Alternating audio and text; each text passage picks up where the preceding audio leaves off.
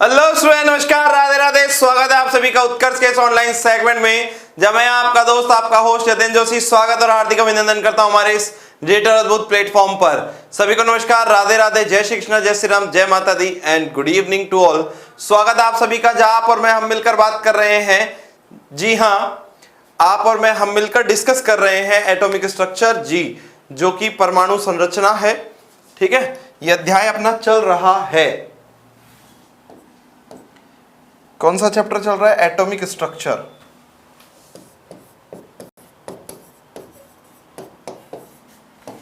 Atomic structure, परमाणु संरचना।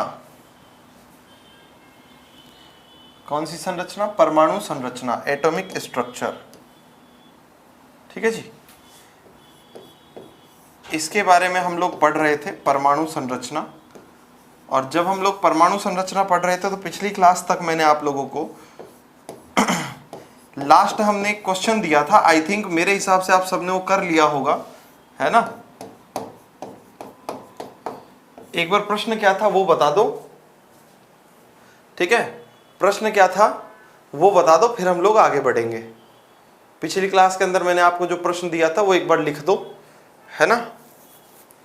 चलिए, ओके। नहीं हुआ तो कोई बात नहीं। हमने प्रश्न क्या दिया था कि 100 वाट का एक बल्ब 400 नैनोमीटर की तरंगदैर्ध्य विकिरण उत्सर्जित करता है ना? ठीक है, क्या करता है वो? विकिरण उत्सर्जित करता है। तो ऊर्जा कैलकुलेट करनी थी। ठीक है, ऊर्जा कैलकुलेट करनी थी, यही था। चलो क्वेश्चन देखो।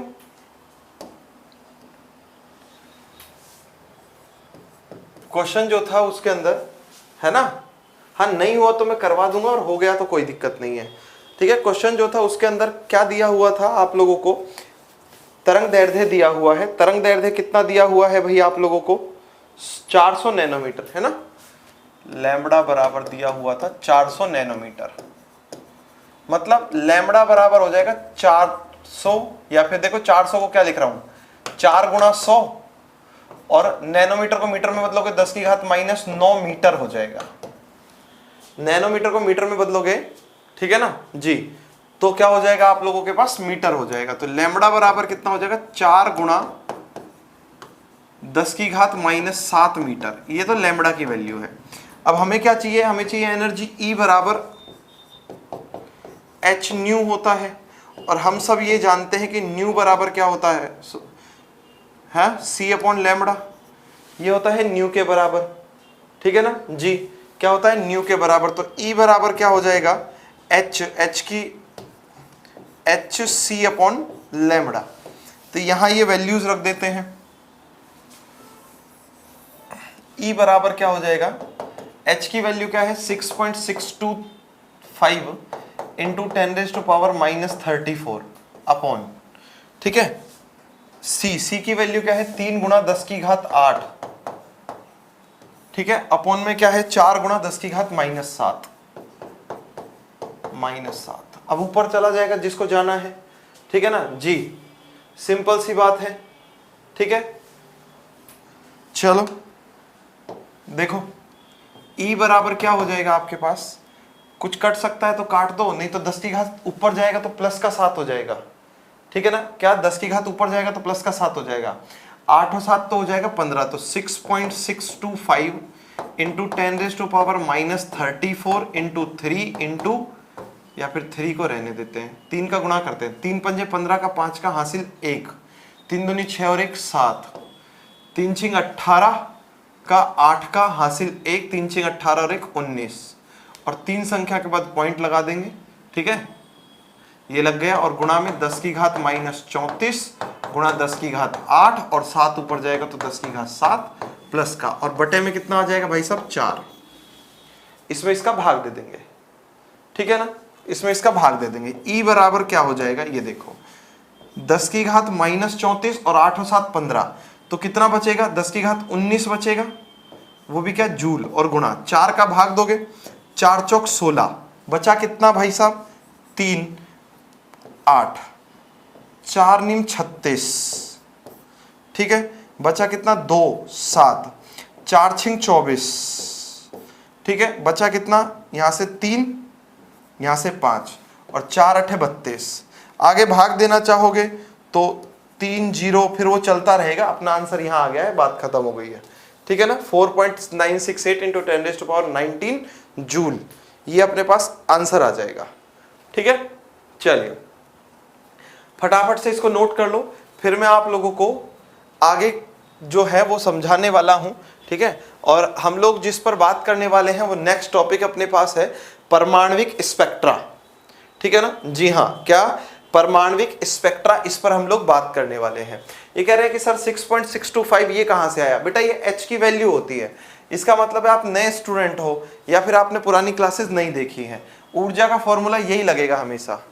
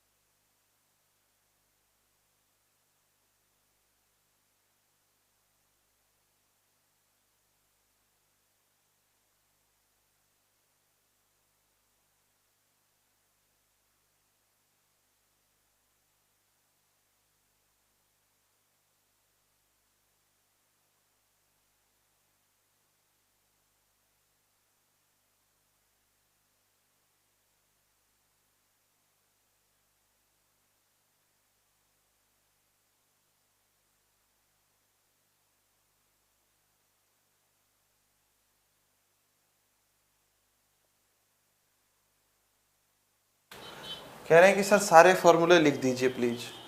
अरे भाई मैं फॉर्मूला सारा एक साथ बता तो चल तो रहा हूं, अब तुम्हारी समस्या क्या है, तुम लोग देख ही नहीं रहे हो फॉर्मूलाज को।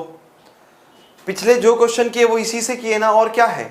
सारे फॉर्मूलाज पर न्यूमेरिकल क्वेश्चन करा रहा हूं। बोले सर एक बार सारे फॉर्मूलाज लिख दो। जब तक टॉपिक नहीं पढ़ोगे तब तक फॉर्मूलाज को लिख कर क्या लोगे? हद होती है यार। चलो नेक्स्ट हेडिंग डालो, एटॉमिक स्पेक्ट्रा। कौन सा स्पेक्ट्रा? एटॉमिक स्पेक्ट्रा, ठीक है, जिसे हम लोग परमाणु स्पेक्ट्रा कहते हैं, परमाणविक स्पेक्ट्रा। और परमाणविक स्पेक्ट्रा की हम लोग बात करें अगर, तो ये पढ़ने वाले हैं हम अब।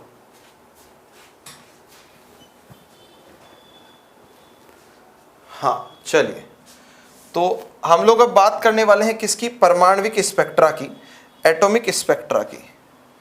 तो देखो भाई,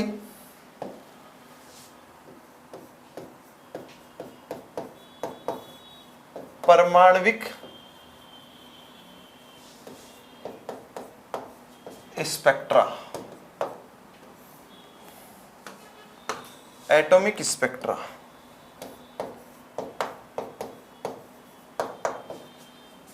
स्पेक्ट्रा,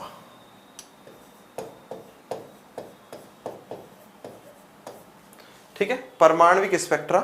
हाँ चलिए, तो परमाणविक स्पेक्ट्रा में हम लोग बात करने वाले हैं। तो हम लोग जब परमाणविक स्पेक्ट्रा की बात करेंगे तो आप लोगों को ये जानना पड़ेगा, समझना पड़ेगा कि सर ये परमाणविक स्पेक्ट्रा होता क्या है ना। आप लोगों को ये समझना पड़ेगा कि परमाणविक स्पेक्ट्रा होता क्या है। तो भाई हम लोग बात करने वाले हैं परमाणविक स्पेक्ट्रा के बारे में। और परमाणविक स्पेक्ट्रा में क्या होता है कि परमाणु जो है ना, जी सर मेरे क्वेश्चन का आंसर निकला पर गुणा गलत हो गया, तो गुणा भी तो सही करना पड़ेगा ना भाई। चलिए अब देखो, इसमें आप लोगों को क्या करना है, इसमें आप लोगों को यह ध्यान रखना है कि जब श्वेत प्रकाश को प्रिज्म से गुजारते हैं तो रंगीन पट्टियों की एक श्रृंखला बनती है ना। आप लोग अच्छे से जानते हो कि जब श्वेत प्रकाश जो होता है उसे किसी प्रिज्म पर डालते हैं तो क्या बनता है? रंगीन पट्टियों की एक श्रृंखला बन जाती है। क्या बन जाती है? रंगीन पट्टियों की श्रृंखला बन जाती है। और सखा, इस रंगीन पट्टी की श्रृंखला को हम लोग क्या कहते हैं? स्पेक्ट्रम कहते हैं। क्या कहते हैं, स्पेक्ट्रम कहते हैं, है ना। चलो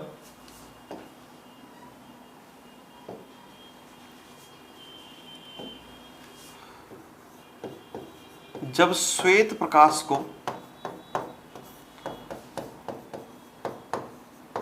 को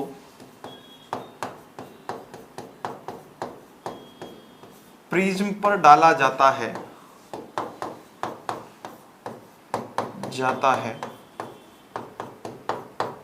तो कहां से, प्रिज्म से निकलकर, कहां से निकलकर, प्रिज्म से निकलकर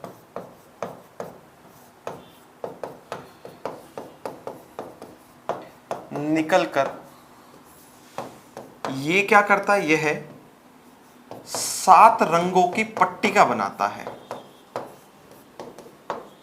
क्या बनाता है, पट्टिका बनाता है। इसी पट्टिका को क्या कहते हैं, स्पेक्ट्रम कहते हैं, ठीक है ना। इसी पट्टिका को क्या कहते हैं, पट्टिका को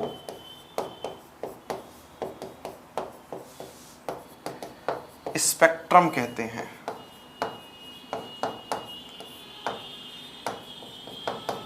यही पट्टिका क्या कहलाती है, स्पेक्ट्रम कहलाती है, ठीक है ना जी, सिंपल सी बात है।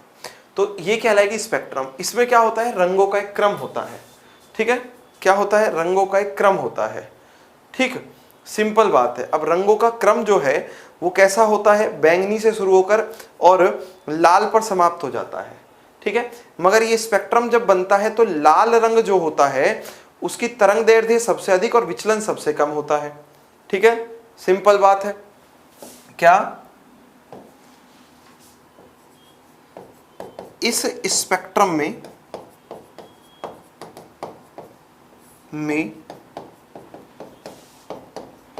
लाल रंग की तरंगदैर्ध्य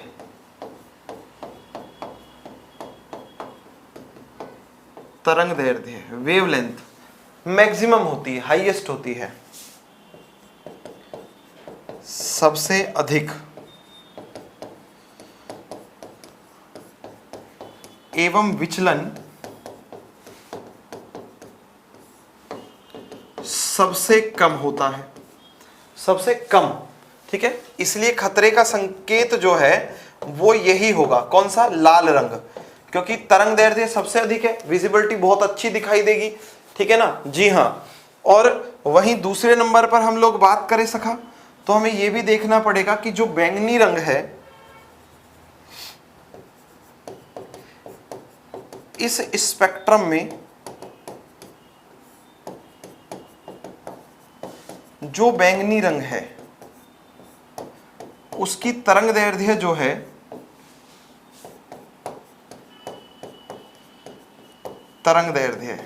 ये सबसे कम होगी, और जो विचलन होता है ये सबसे अधिक होगा। विचलन मतलब फैलना लगा लो एक तरीके से, ठीक है, अधिक होता है, ठीक है।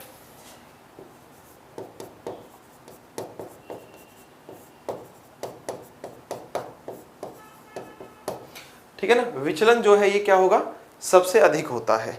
ये अपने पास सिंपल सी बात है। अब देखो इसमें दृश्य प्रकाश के स्पेक्ट्रम की बात करें, ठीक है ना जी हाँ। देखो श्वेत प्रकाश से जो दृश्य स्पेक्ट्रम होती है इसकी परास क्या होती है, 7.50 इंटू 10⁻14 हर्ट्ज से 4 गुना 10⁻14 हर्ट्ज तक को होती है, ठीक है। चलिए तो हम लोग ये कह रहे हैं कि जो श्वेत प्रकाश से स्पेक्ट्रम प्राप्त होता है, जो पट्टिका प्राप्त होती है, ठीक है, श्वेत प्रकाश से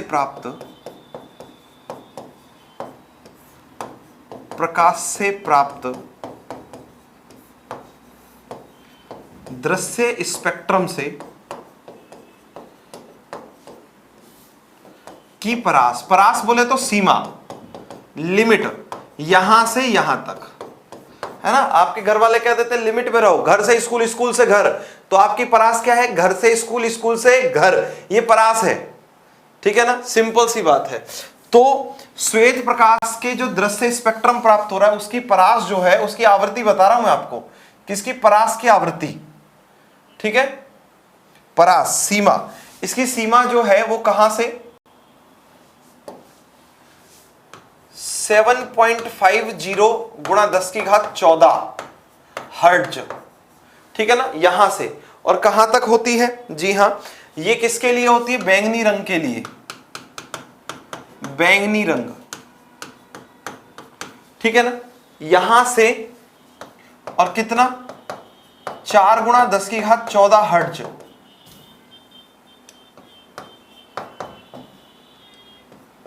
4 गुणा 10 की घात 14 हर्ट्ज, ठीक है। कौन सा रंग? लाल रंग,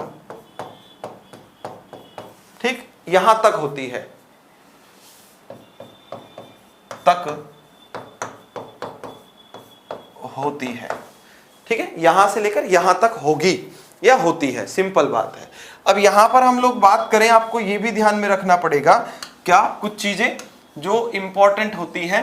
अब आप लोग देखोगे इंद्रधनुष, आप लोगों ने देखा होगा, देखा है ना इंद्रधनुष, सबने इंद्रधनुष को देखा है, तो उसमें भी इसी तरीके से 7 रंग आप लोगों को मिलेंगे हमेशा, ठीक। और ये इंद्रधनुष में एक रंग, दूसरा, तीसरा, चौथा, पांचवा, छठा, सातवां, इतने होते हैं, 7 रंग ही होते हैं ना, ये एक दूसरे से मिले हुए होते हैं, बीच में कोई गैप तो नहीं होता है, बीच में कहीं भी गैप नहीं होता है, ठीक है ना। और जब बीच में कहीं भी गैप नहीं होता है, इसलिए इनको लगातार अर्थात सतत स्पेक्ट्रम कहा जाता है।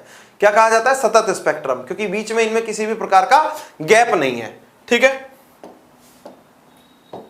तो ये स्पेक्ट्रम क्या कहलाते हैं? सतत स्पेक्ट्रम भी कहलाते हैं, ठीक है, जी हां।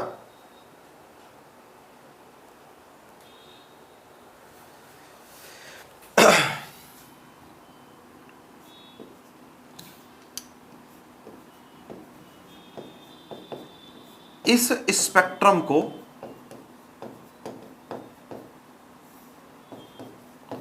क्या कहते हैं? सतत स्पेक्ट्रम भी कहते हैं। कौन सा स्पेक्ट्रम? सतत स्पेक्ट्रम भी कहते हैं, क्योंकि इसमें रंग जो होते हैं, ठीक है, वो लगातार होते हैं। कैसे होते हैं? लगातार होते हैं, कंटिन्यूअस होते हैं, क्योंकि इसमें रंग एक दूसरे से मिले हुए रहते हैं या एक दूसरे के संपर्क में रहते हैं, बीच में कोई गैप नहीं होता है, ठीक है, से मिले होते हैं, आपस में टच है ये, ठीक। इसी प्रकार का स्पेक्ट्रम हम कहां देखते हैं? इसी प्रकार का स्पेक्ट्रम हम लोग देखते हैं इंद्रधनुष में। इसी प्रकार का स्पेक्ट्रम कहां मिलता है?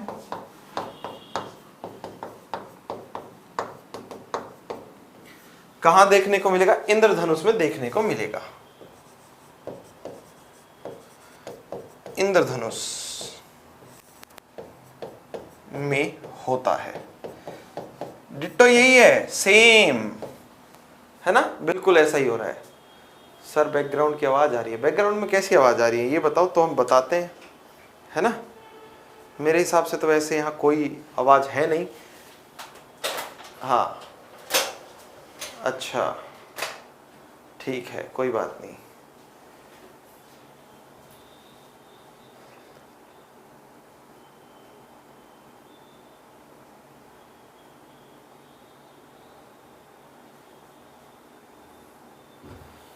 चलो आगे बात कर रहे हैं। पवन आप कह रहे हो कि सर आप तो परमाणु मॉडल पढ़ा रहे थे, तो ये टॉपिक बीच में कैसे आ जाता है? तो भाई बात सुनो, मैं बिल्कुल परमाणु मॉडल पढ़ा रहा था, ठीक है, और बीच में ये टॉपिक ही आते हैं क्योंकि बोर का परमाणु मॉडल समझने के लिए ये सारी चीजें जो है वो पढ़नी जरूरी है, क्योंकि बोर ने हाइड्रोजन परमाणु का मॉडल सबसे पहले पढ़ाया, और हाइड्रोजन का अगर स्पेक्ट्रम नहीं पढ़ा तो फिर क्या पढ़ा, है ना। चलिए अब आगे मैं आप लोगों को ये बता देता हूं कि यहां पर अपने पास कैसा इंद्रधनुष के जैसा स्पेक्ट्रम जो है वो भी प्राप्त होता है। किसका स्पेक्ट्रम जो है वो इंद्रधनुष के जैसा प्राप्त होता है। स्पेक्ट्रम की हम लोग बात करें तो स्पेक्ट्रम जो है ये दो प्रकार के बन सकते हैं। एक उत्सर्जन स्पेक्ट्रम हो सकता है और एक अवशोषण स्पेक्ट्रम हो सकता है।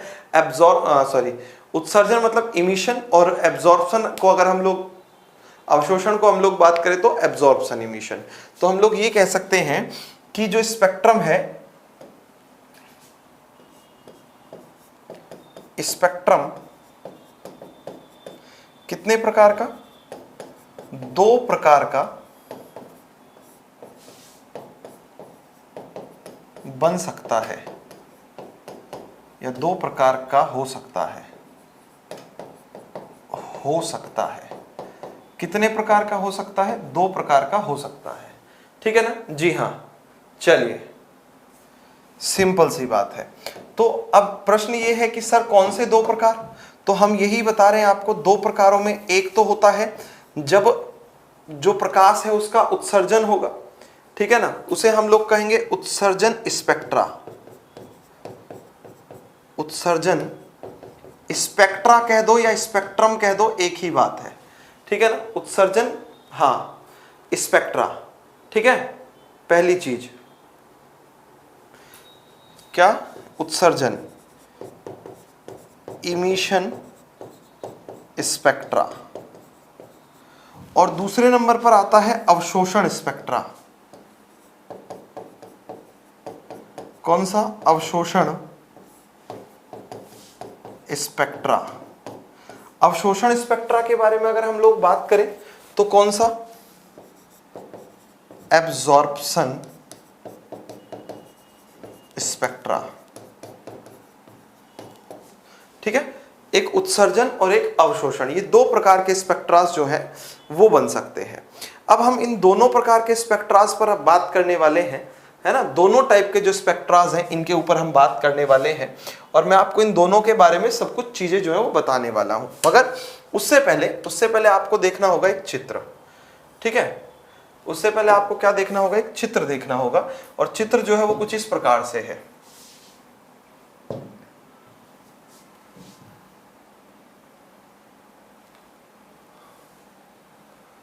ये देखो, ये हमारे पास क्या है? चित्र है।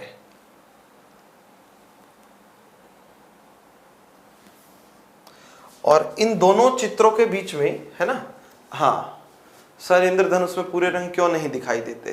भाई सुनील, ऐसा नहीं है कि इंद्रधनुष में पूरे रंग दिखाई नहीं देते, ठीक है, सब दिखाई देता है ना।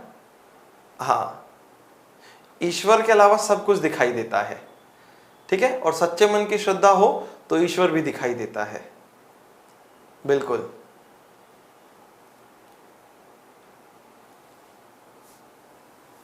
हाँ बिल्कुल, चित्र को फेयर बनाना पड़ेगा एकदम।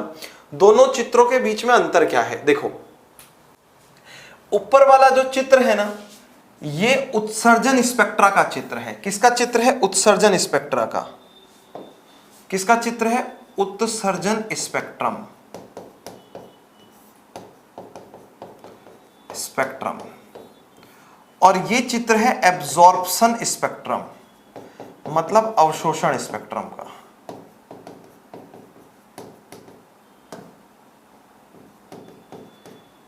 यहां एरो के साथ दोनों जगह एक ही चीज लिख रही है, क्या? बढ़ती हुई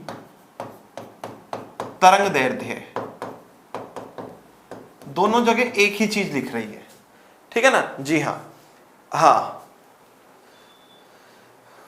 सर, ये एनसीईआरटी बुक में नहीं दिया गया। अरे कुछ तो चीजें ऐसी होंगी ना जो एनसीईआरटी बुक में नहीं होंगी और हमें बतानी होंगी। आपको चिंता नहीं करनी है, आपको एनसीईआरटी बुक का जो है वो सब कुछ तो मिलेगा, ज्यादा ही मिलेगा, कम नहीं मिलेगा। तो आपको ये सारी चीजों पर ध्यान नहीं देना है। एग्जाम में जो चीजें आती हैं हम वो लिखवाएंगे। एनसीईआरटी में भी ये है, ठीक है ना, एनसीईआरटी में भी ये है, मगर ढूंढने पर मिलेंगे, ऐसे नहीं मिलेगा। बहुत ढूंढना पड़ता है, बहुत पढ़ना पड़ता है मेरे भाई। चलो देखो, यहां अपने पास क्या है? एक्साइटेड सैंपल है, जिसको हम लोग कहते हैं उत्तेजित प्रतिदर्श। क्या कहते हैं? उत्तेजित प्रतिदर्श, मतलब सैंपल। प्रतिदर्श को अगर हम लोग कहें एक्साइटेड सैंपल, उत्तेजित प्रतिदर्श, सैंपल प्रतिदर्श, प्रतिदर्श नमूना, ठीक है ना। अब यहां से व्हाइट लाइट आई, ठीक है, और यहां से व्हाइट लाइट जो है वो आगे चली शीशे में से, और शीशे में से कहां पड़ी है, प्रिज्म पर पड़ी है। तो प्रिज्म से ये परावर्तित होकर या अपवर्तित होकर सीधी निकल जाएगी। कहां निकल जाएगी, सीधी निकल जाएगी। और जैसे सीधी निकलेगी तो हम लोग इसको एक फिल्म या फिर डिटेक्टर, मतलब फिल्म या सूचक पर प्राप्त कर लेंगे, फिल्म या सूचक पर प्राप्त कर लेंगे, ठीक है ना। किस पर, सूचक पर, सूचक कह दो, संसूचक कह दो, ठीक है, इस पर प्राप्त कर लेंगे। और ये फिल्म या सूचक है, क्या है ये, फिल्म या सूचक, जिस पर हम लोग इसको प्राप्त कर लेंगे, जिससे हमें जो प्रकाश किरणें हैं वो प्राप्त हो जाएंगी। ज्यादा कोई बड़ी चीज नहीं है, यहां पर प्रिज्म से प्रकाश किरणें जो है वो फैल गई है, ठीक है ना, जी हाँ, फैल गई है, उत्सर्जन हो गया है, इसलिए इसको उत्सर्जन स्पेक्ट्रम कहते हैं। दूसरे बीच में क्या करते हैं हम लोग, दूसरे चित्र के लिए बीच में मतलब दूसरी स्थिति में क्या करते हैं, अवशोषण प्रतिदर्श लगा देते हैं, ठीक है, बीच में एब्जॉर्बिंग मतलब अवशोषण प्रतिदर्श लगा देते हैं, अवशोषण प्रतिदर्श। अवशोषण प्रतिदर्श क्या करता है, प्रकाश का अवशोषण कर लेता है, उससे जब प्रिज्म पर पड़ती है तो ये फिल्म या डिटेक्टर पर कुछ इस प्रकार से प्राप्त होती है। यह है व्हाइट लाइट सोर्स अर्थात श्वेत प्रकाश स्रोत। क्या है, श्वेत प्रकाश स्रोत।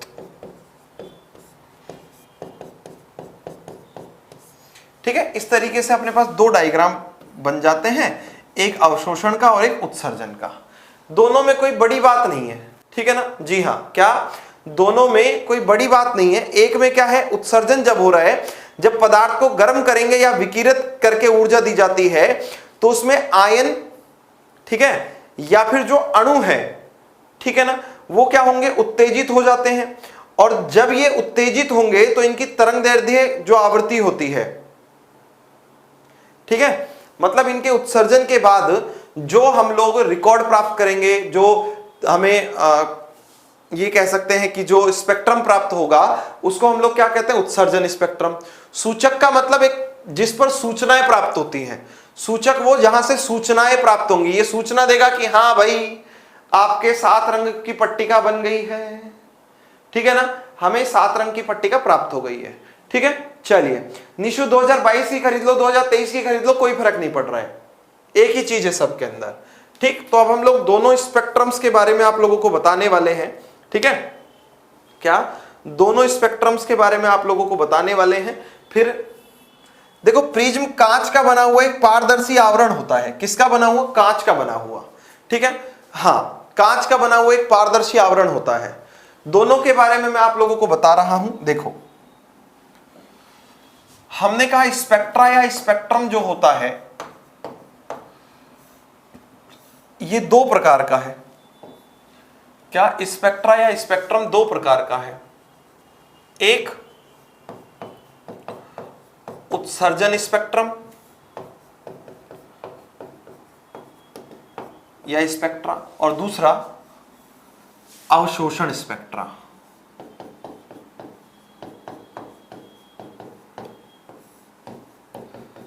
स्पेक्ट्रा, ठीक है। अब दोनों के बीच में जो अंतर है वो अंतर सुन लो भाई, है ना, दोनों के बीच का जो डिफरेंस है वो डिफरेंस सुन लो बढ़िया तरीके से।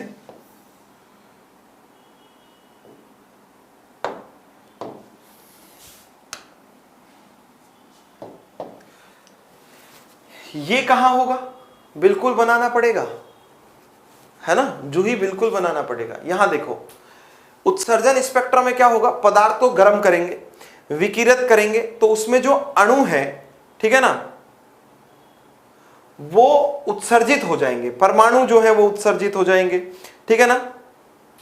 और जब हम लोग पदार्थ को गर्म कर रहे हैं तो वो क्या करेंगे, उत्सर्जित हो जाएंगे। और जैसे ही वो उत्सर्जित हो जाएंगे तो उस समय पर जो हमारे पास सब्सटेंस प्राप्त होता है या जो स्पेक्ट्रम प्राप्त होता है, उस स्पेक्ट्रम को हम लोग क्या कहते हैं, उत्सर्जन स्पेक्ट्रम कहते हैं, ठीक है। जब किसे, पदार्थ को गर्म किया जाता है, हीट दी जाएगी, किया जाता है, या विकिरित किया जाता है। विकिरित करने का मतलब विकिरण उसके ऊपर डाली जाती है, या क्या करते हैं, विकिरित किया जाता है, विकिरित किया जाता है। क्या कर रहे हैं, विकिरित किया जाता है। तो हम लोग क्या करते हैं इसमें, ये ध्यान से सुनो। तो पदार्थ क्या करेगा, ऊष्मा का अवशोषण करेगा। तो पदार्थ किसका अवशोषण कर रहा है, ऊष्मा का। ठीक है, ऊष्मा का अवशोषण करता है।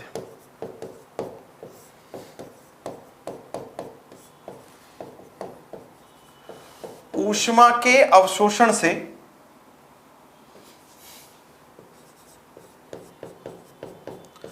ऊष्मा के किससे, अवशोषण से, ठीक है, क्या हो रहा है, एब्जॉर्प्शन हो रहा है। किसका, ऊष्मा का। ऊष्मा के अवशोषण से उत्सर्जित विकिरणें क्या होंगी, विकिरणें उत्सर्जित होंगी। ठीक है ना, जी हां, से उत्सर्जित विकिरणों से प्राप्त, उत्सर्जित विकिरणों से प्राप्त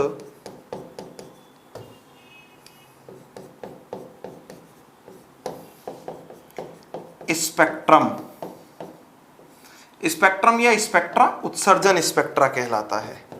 कौन सा स्पेक्ट्रा कहलाता है, उत्सर्जन स्पेक्ट्रा कहलाता है, या स्पेक्ट्रम कहलाता है। जहां पर क्या हो रहा है, विकिरणों का उत्सर्जन हो रहा है, पहली बात।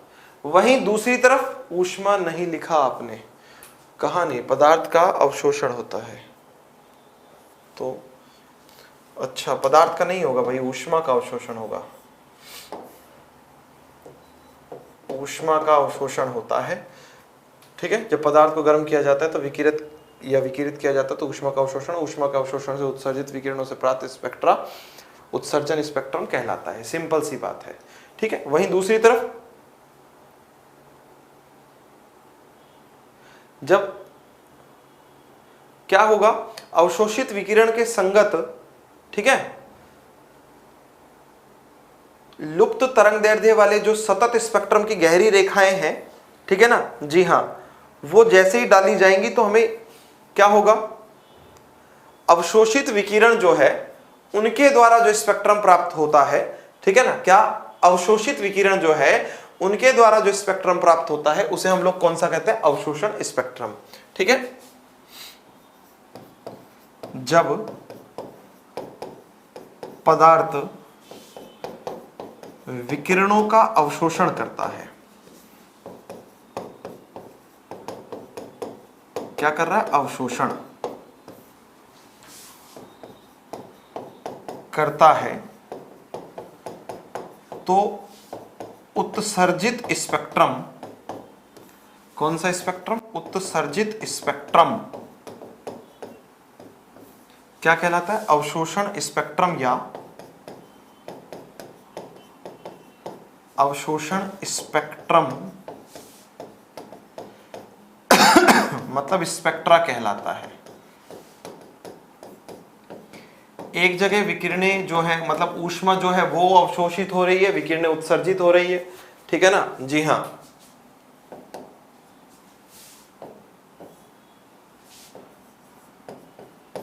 ठीक है, एक जगह विकिरणें उत्सर्जित हो रही है, दूसरी जगह विकिरणें अवशोषित हो रही हैं, तो दोनों के बीच में ये बड़ा अंतर होता है, ये बहुत बड़ा डिफरेंस होता है।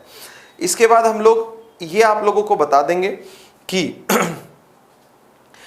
जब ये पट्टियों के रूप में लगातार प्रवाहित होते हैं, तो मैंने आप लोगों को पहले ही कह दिया है, यहां देखो, यहां मैंने आप लोगों को बताया है, इस स्पेक्ट्रम को सतत स्पेक्ट्रम भी कहते हैं। क्यों कहते हैं, क्योंकि इसमें एक रंग दूसरे से मिले होते हैं, रंग एक दूसरे से मिले हुए होते हैं। अवशोषण का मतलब ग्रहण करना, अब उसके अंदर समाहित होते चले जाना।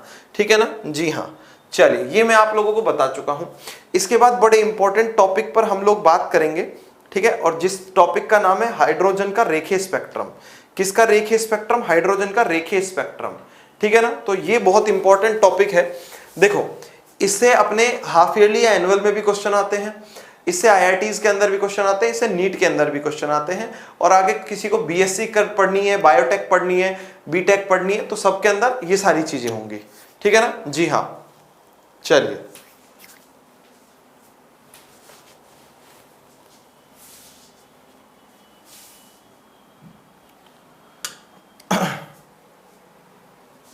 ठीक है,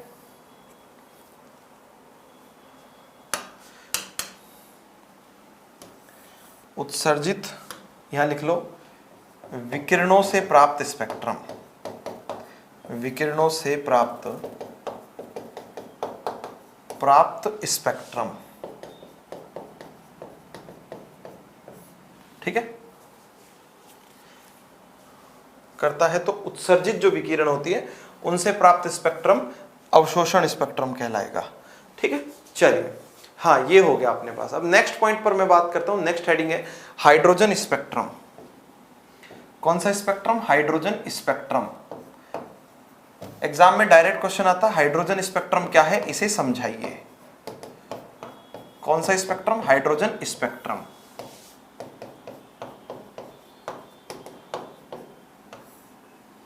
ठीक है, हाइड्रोजन स्पेक्ट्रम, इसके बारे में हम लोग बात करने वाले हैं।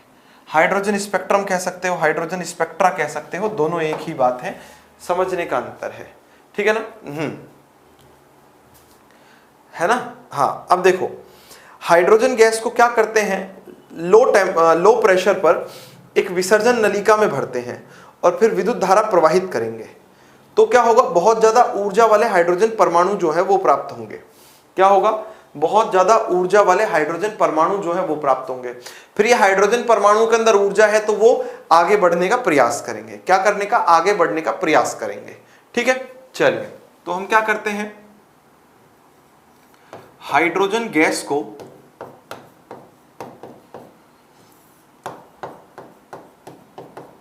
को कहां भर रहे हैं?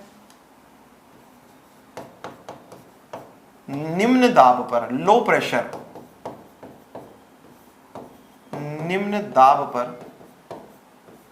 कहां भर रहे हो? जी हां, विसर्जन नलिका में। कांच की होती है विसर्जन नलिका। मैंने आप लोगों को कैथोड और एनोड प्रयोग के अंदर, जब मैंने आप लोगों को इलेक्ट्रॉन की खोज पढ़ाई थी और प्रोटॉन की खोज पढ़ाई थी, उसके अंदर जिस नलिका का उपयोग किया था वो विसर्जन नलिका ही थी। ठीक है ना, विसर्जन नलिका में भरकर क्या करते हैं, उच्च विद्युत धारा प्रवाहित करते हैं। ठीक है, हाई जो करंट है, उच्च विद्युत धारा क्या करते हैं, प्रवाहित करते हैं।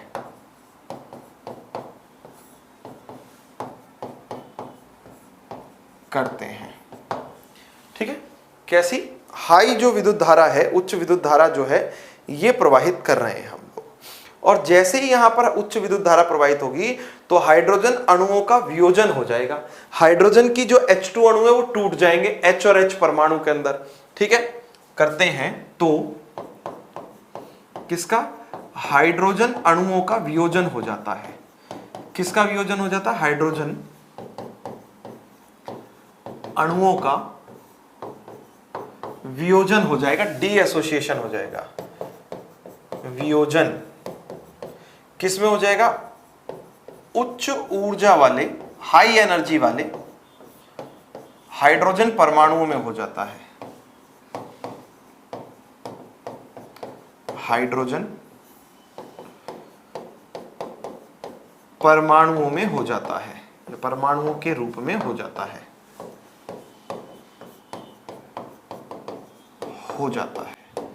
यहां से हाई एनर्जी के हाइड्रोजन एटम्स जो हैं ये प्राप्त होते हैं।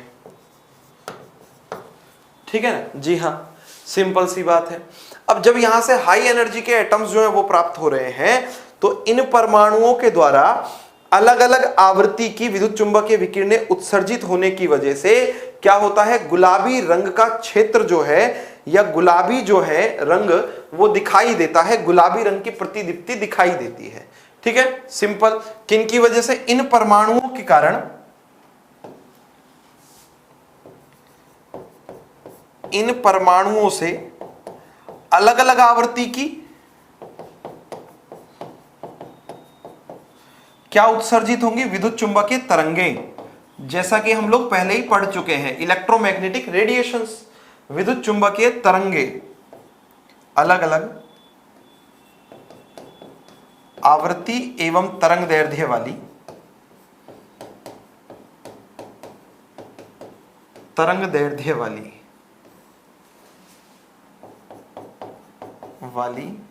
कौन सी तरंगे? विद्युत चुंबकीय तरंगे उत्सर्जित होती हैं। चुंबकीय तरंगे क्या होती हैं? उत्सर्जित होती हैं, जिनके कारण कैसे रंग की लाइट दिखाई देती है? गुलाबी रंग की दीप्ति दिखाई देती है, सदृश पड़ती है। ठीक है ना? जी हां, दीप्ति क्या होता है? दिखाई देती है। कैसे रंग की दीप्ति दिखाई दे रही है? गुलाबी रंग की दीप्ति दिखाई दे रही है। सिंपल बात है ये अपने पास। ठीक है, चलिए, दिखाई देगी। अब देखो, जब इनके तरंग दैर्ध्य अलग अलग हैं तो अलग अलग तरंग दैर्ध्यों में हम लोग एक बात और बता देते हैं, अलग अलग प्रकार की श्रेणियां प्राप्त होती हैं। ठीक है,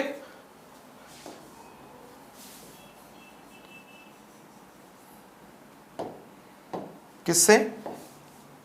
अलग अलग तरंग दैर्ध्य के कारण अलग अलग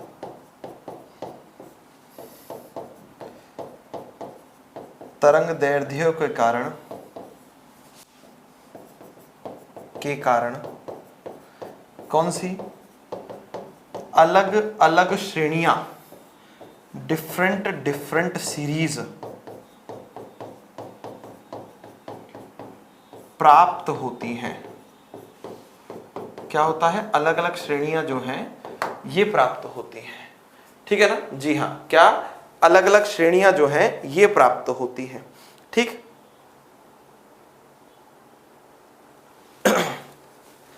और इन श्रेणियों की जब तरंग दैर्ध्य कम होने लगती है तो ये श्रेणियां पास पास आ जाती हैं, और इन श्रेणियों का नाम इनके आविष्कारकों के नाम पर रखा गया। और सबसे पहले इन श्रेणियों का आविष्कार 1885 में बामर नाम के वैज्ञानिक ने किया था। ठीक है, किसने? बामर नाम के वैज्ञानिक ने किया था।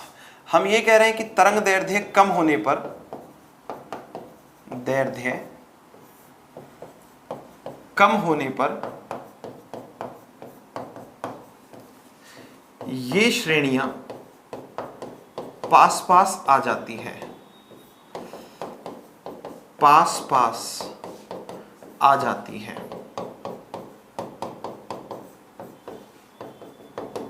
ठीक है, क्या होता है? ये श्रेणियां क्या हो जाएंगी? पास पास आ जाती हैं। और जब ये श्रेणियां पास पास आएंगी तो हमें ये ध्यान में रखना होगा। ठीक है, पास पास आ जाती है।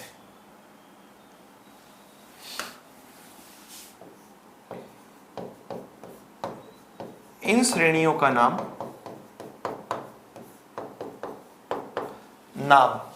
ठीक है, उनके आविष्कारकों के नाम पर खोज करता है ना, आविष्कारकों के नाम पर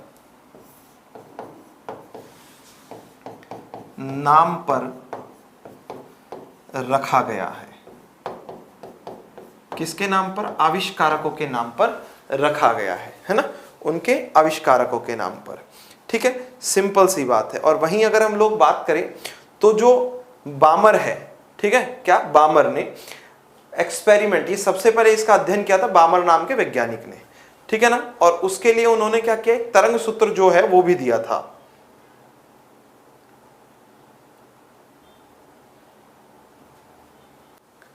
चलिए, किसने? बामर ने। कब? 1885 में। बामर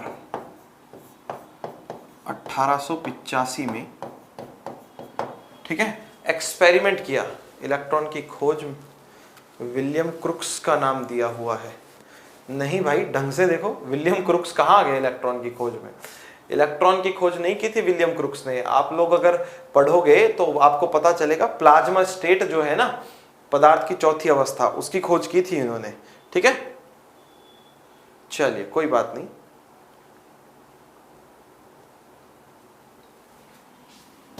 बामर ने प्रायोगिक परीक्षणों के आधार पर, एक्सपेरिमेंटली जो टेस्ट हैं उनके आधार पर, परीक्षणों के आधार पर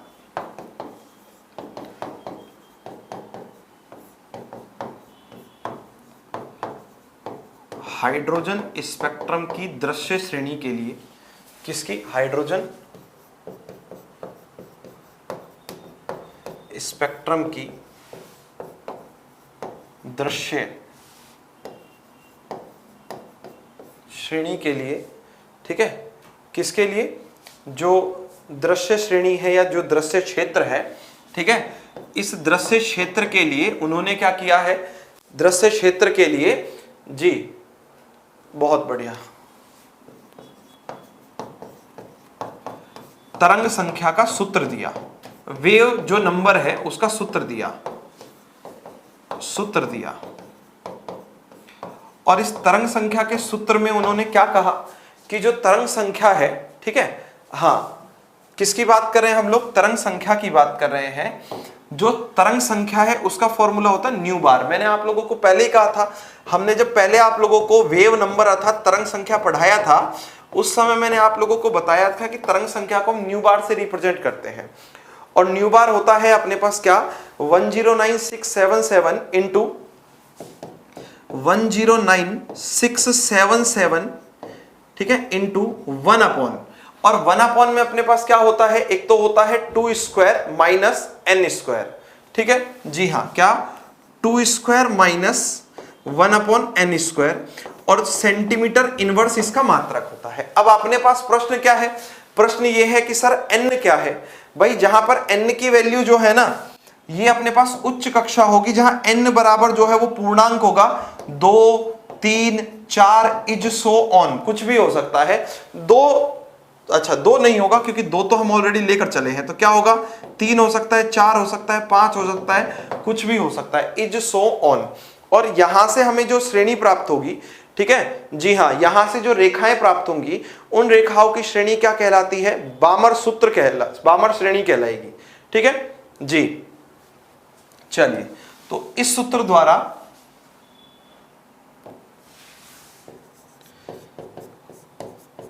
द्वारा प्रदर्शित रेखाओं की श्रेणी